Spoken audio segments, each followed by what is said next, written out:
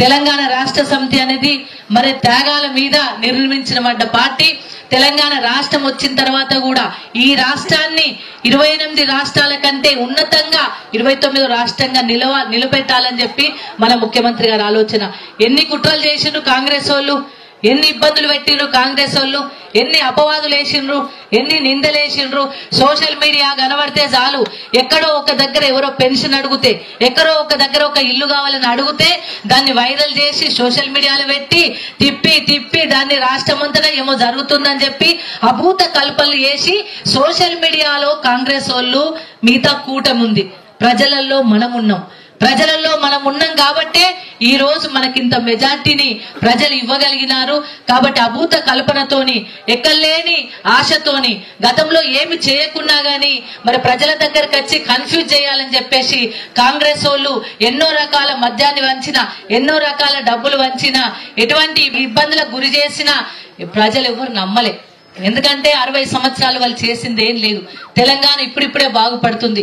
తెలంగాణ ప్రజలకు, రైతాంగానికి ఇప్పుడిప్పుడే న్యాయం జరుగుతుంది.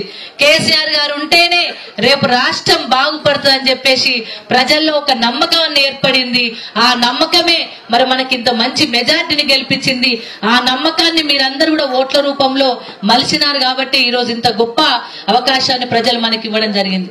మీ ద్వారా ధన్యవాదాలు తెలియజేయాలనే ఉద్దేశం కొద్దే ఈ సభను ఏర్పాటు చేసుకోవడం జరిగింది. ఈ సభను ఏర్పాటు చేసిన తర్వాత రాధాకృష్ణ శర్మ గారు కూడా ఫోన్ చేసి మాకు కూడా మరి పార్టీ ఆదేశాలు ఉన్నాయి, పార్టీ పరంగా కొన్ని కార్యక్రమాలను మనం కూడా చేయాల్సిన అవసరం ఉంది కాబట్టి మరి మేము కూడా మీటింగ్లు పెట్టాల్సిన అవసరం ఉందంటే మా మీటింగ్ లోనే మరి ధన్యవాదాల సభలోనే మీరు కూడా రండి అంటే రాధాకృష్ణ శర్మ గారు కూడా వచ్చి వారి యొక్క ఏదైతే బాధ్యత ఉందో దాన్ని కూడా ఇక్కడ విన్నవించడం జరిగింది. ఎలక్షన్ లో కూడా చాలా సందర్భాల్లో శర్మ గారు వచ్చి అక్కడికి వెళ్ళి ఏ ఆదేశాలు ఇస్తుందో ఆ ఆదేశాలను తూచా తప్పకుండా మనకు చెప్పిండ్రు. మనం కూడా తూచా తప్పకుండా ఆ ఆదేశాలను ఫాలో అయినాం కాబట్టి ఈ రోజు ఇంత సక్రమంగా, పద్ధతిగా, ఇంత మెజార్టీతో గెలవగలిగిన శర్మ గారికి కూడా నేను ధన్యవాదాలు తెలియజేస్తా ఉన్నాను. దాన్ని మరి రేపు సర్పంచ్ ఎన్నికలలో కూడా మరి మీరందరూ మొన్న ఎన్నికలలో పనిచేసినో సర్పంచ్ ఎన్నికలలో కూడా పనిచేయాల్సిన అవసరం ఉంది. ఎందుకుంది అంటే ఒక ఎమ్మెల్యే, ఒక ఎంపీ, ప్రభుత్వము మన సైడ్ ఉండి అంటే మనమే ఉండి ఒక్క సర్పంచ్ కనుక లేకపోతే అనేక ఇబ్బందికరమైన పరిస్థితులు వస్తాయి. ఆ గ్రామంలో ఇల్లు కట్టాలన్నా, ఆ గ్రామంలో ఒక రోడ్ వేయాలన్నా, ఆ గ్రామానికి మరి ఇంకా పథకాలు తీసుకురావాలన్నా, ఆ గ్రామానికి ఇంకేవి తీసుకురావాలన్నా సర్పంచ్ అనేది చాలా కీలకమైన భూమిక. మరి ఇప్పుడు దాన్ని పంచాయతీరాజ్ చట్టాన్ని మన ముఖ్యమంత్రి గారు బలోపేతం చేస్తా ఉన్నారు.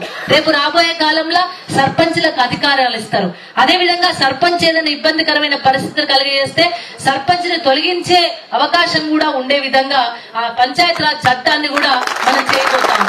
ఎందుకంటే ప్రజలకు సేవ చేయడానికి వచ్చినాం కాబట్టి ఒక సంవత్సరంలో సర్పంచ్ యొక్క టార్గెట్ ఏంది, ఒక సంవత్సరంలో సర్పంచ్ టార్గెట్ ఈ పని చేయాలి, 2వ సంవత్సరం ఈ పని చేయాలి, 3వ సంవత్సరం ఊరి శుభ్రత చూడాలి, 4వ సంవత్సరం ఈ పని చేయాలి. అంటే ఒక సర్పంచ్ కి సంవత్సరంలో ఇన్ని నిధులు, ఇంత టార్గెట్ అని చెప్పి పెట్టబోతున్నారు. ఒక టాస్క్ సర్పంచ్ అనేది రేపు టాస్క్ అన్నమాట. ఆ టాస్క్ ఎందుకంటే గ్రామ స్వరాజ్యం రావాలి, గ్రామాలన్నీ బాగుంటే మరి రాష్ట్రం బాగుపడుతుంది. కాబట్టి గ్రామ పరిశుభ్రత, గ్రామంలో చెట్లు పెంచుడు, గ్రామంలో డంప్ యార్డులు, అదేవిధంగా గ్రామం యొక్క మంచినీటి వ్యవస్థ, అదేవిధంగా హాస్పిటాలిటీ, అంటే మిగతా అన్ని కూడా వాటి యొక్క వ్యవస్థనంతా రూపురేఖలు మార్చి ఒక మంచి గ్రామంగా, ఆదర్శవంతమైన గ్రామాలుగా తీర్చిదిద్దాలంటే అది సర్పంచ్ చేతిలో ఉండాలి. ఆ సర్పంచ్ యొక్క విధులు పెంచినట్టుగానే, బాధ్యతను పెంచినట్టుగానే సర్పంచ్ ఏదైనా పొరపాటు చేస్తే ఆ సర్పంచ్ ను తొలగించే విధంగా కూడా చట్టం ఉంటే బాగుంటుందని ఆలోచన చేస్తా ఉన్నారు. అంటే ఎందుకంటే ఆ గ్రామానికి బాధ్యతగా వ్యవహరించే వ్యవస్థ అక్కడ ఉంటే అక్కడ నుండి హైరార్కీ ముఖ్యమంత్రి గారి దగ్గర దాకా కరెక్ట్ గా పోతుంది గ్రామ వ్యవస్థ.